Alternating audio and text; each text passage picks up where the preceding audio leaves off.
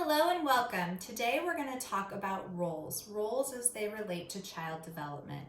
As a parent, parents have multiple hats where they have to constantly switch from different types of communication styles to communicate with their child. Sometimes it's well received, others it's not. I can only imagine you being more of an expert in this area. And when it doesn't work, what do you do? Why didn't it work? There's a lot of reasons, and hopefully today we can just talk about a part of that puzzle.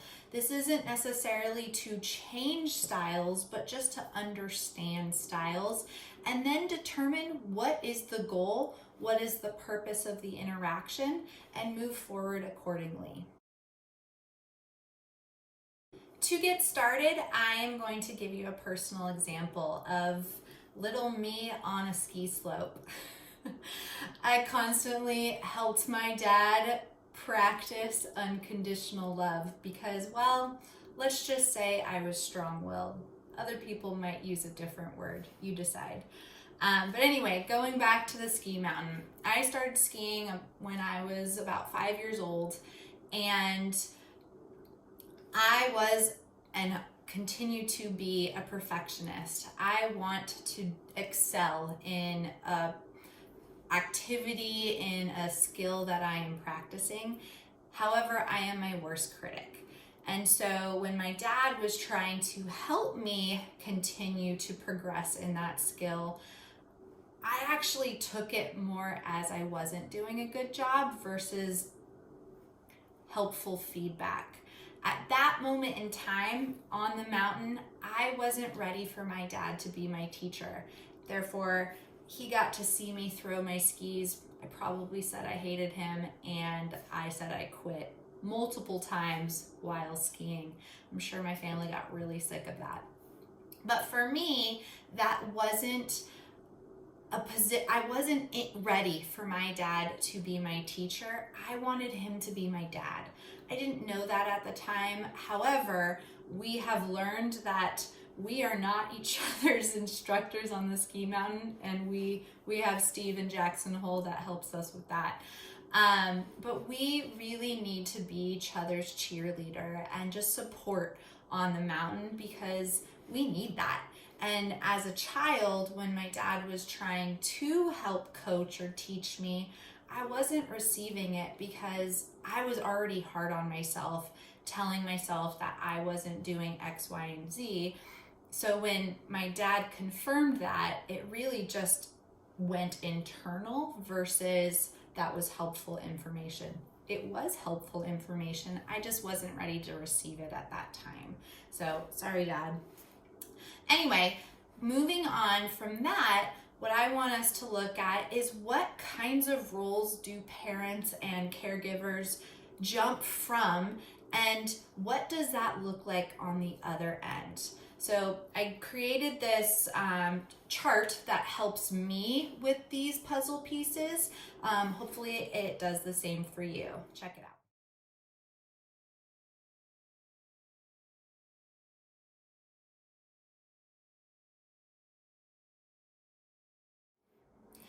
As we review the roles and the different dynamics we can have in an interaction, I want you to review the things in your life that have gone really well and haven't. What I find to be really helpful in different therapeutic opportunities is that sometimes I have to modify my role because my client isn't ready to be on the other side of that role. And we'll walk through that a lot with the examples I'm going to show you.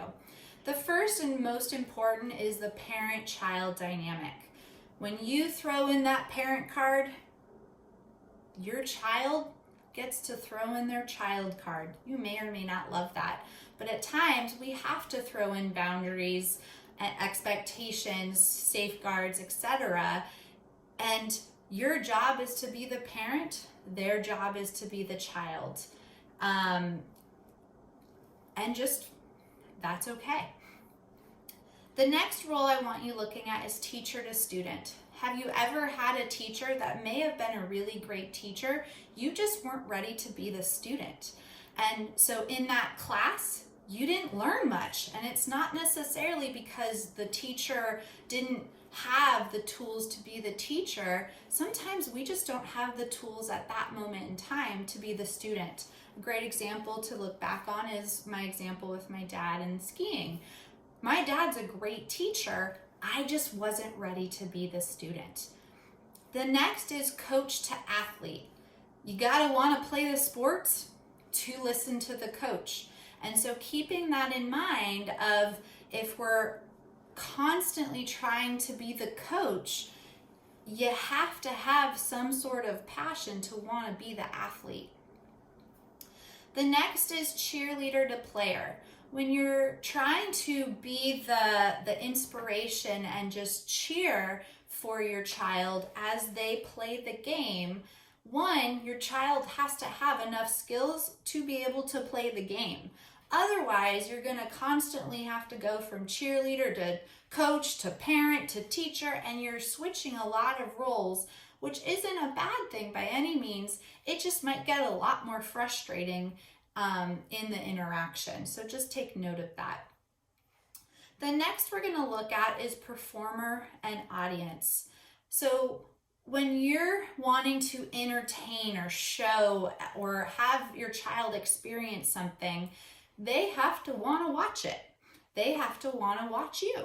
And when you're looking at it from if I'm trying to show you something and I want you to be an audience member, it has to be meaningful to them. Otherwise, it feels more like a lecture.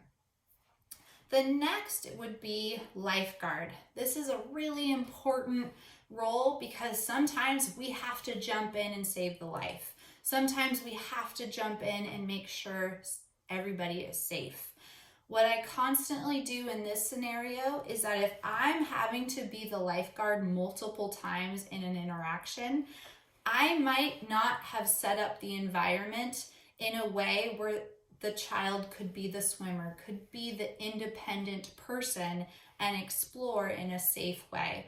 So when I'm constantly in that role, I really look at my environment and see if I can modify it to make me less of a lifeguard on duty constantly and give them more of the opportunity to be an independent explorer. The last role we're going to talk about, at least in this section, is the partner role. What types of activities are you both coming together and working together? Sometimes you might be the leader and sometimes you might be the follower, but really it should be this back and forth dyad.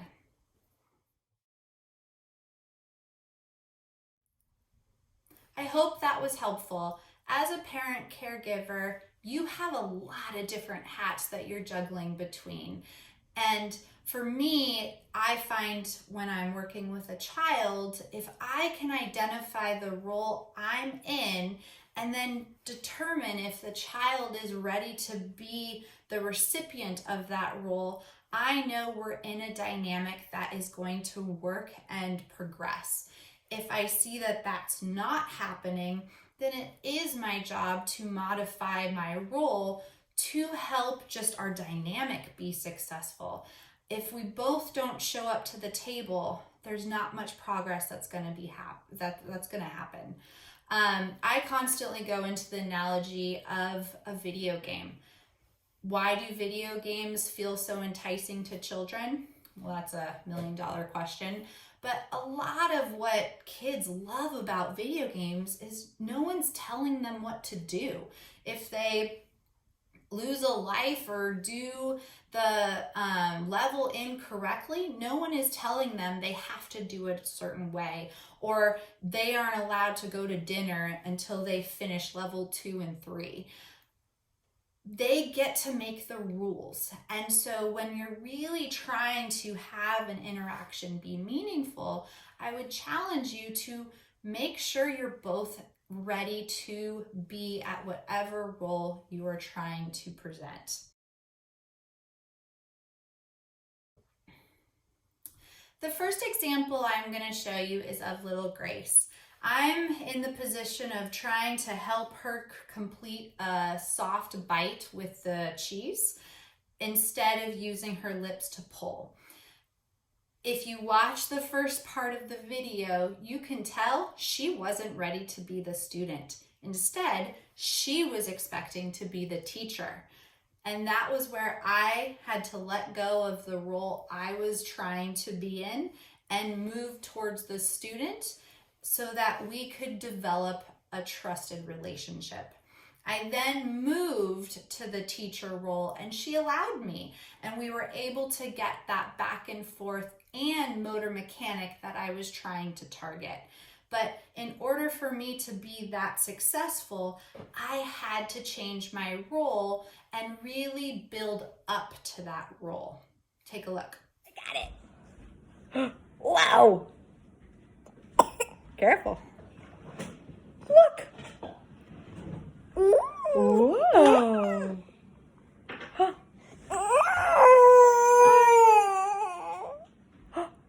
Oh dear. You got it. Oh, is that for me? Yum, yum, yum, yum, yum. There you go.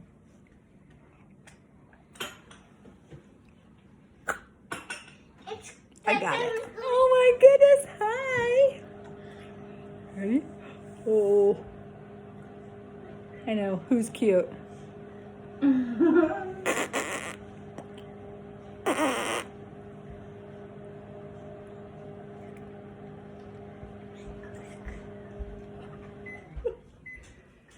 Oh wait, ready, right here. Oh no. I'm gonna pull it. Pull it.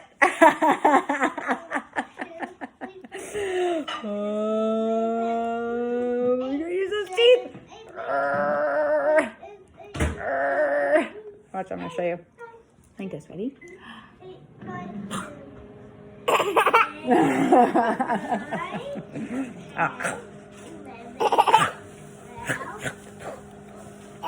Ready? Oh, hi, Percy.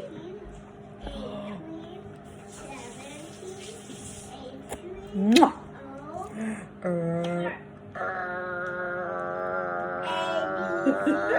You got it. Watch her watch herself in that face. You got it. As you can see with Grace, I needed to build up to her trust so that we could develop in the interaction. A lot of times, and I will say this over and over again, most of the times I am working with a child, my timeline gets thrown out the window most of the time. I really do have to go to their timeline. And a lot of the times it is uncomfortable because they are at a speed that is slower than my skill.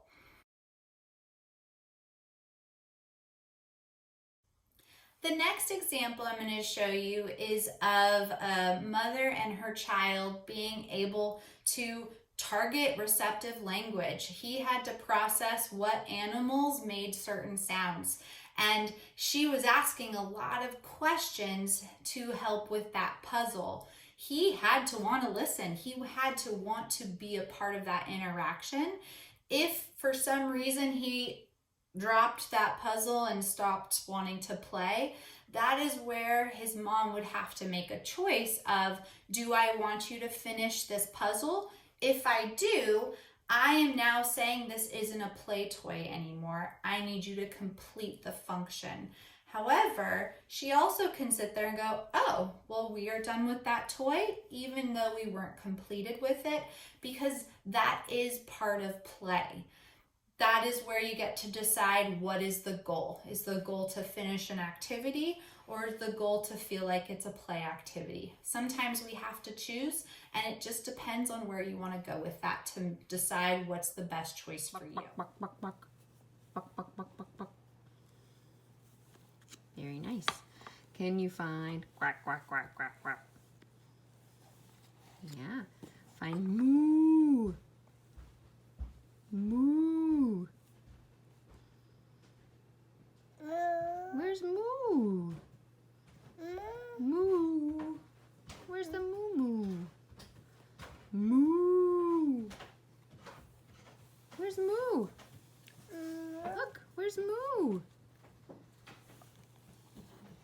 There. Where's Ba? Ba. Good. Where's me? Nice. You did it. Yay!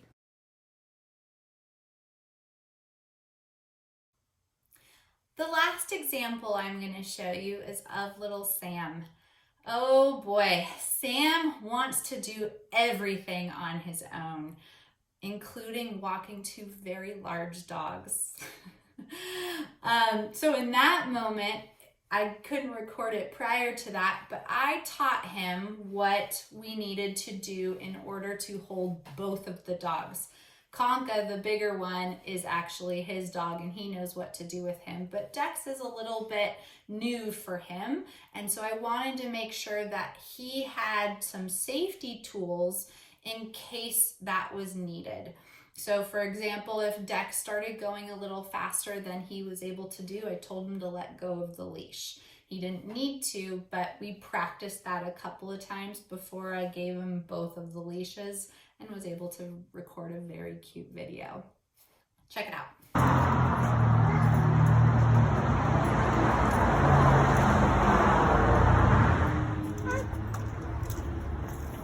Good job.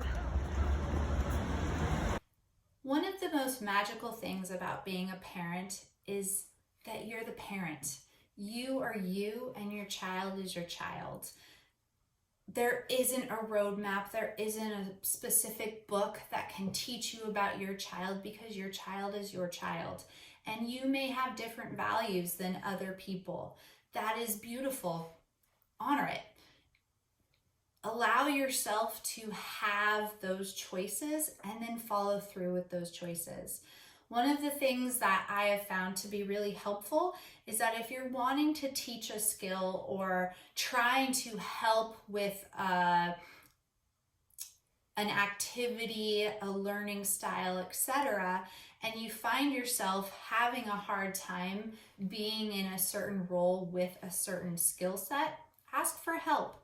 Have a friend, family member, professional jump in and help you with that role, because sometimes, for example, with my skiing scenario, to help my relationship with my dad so that we could really enjoy skiing together, it was really helpful for us to have a teacher and for us to have somebody helping us get to the ultimate desired skill level versus having dad-daughter bonding time be that lesson.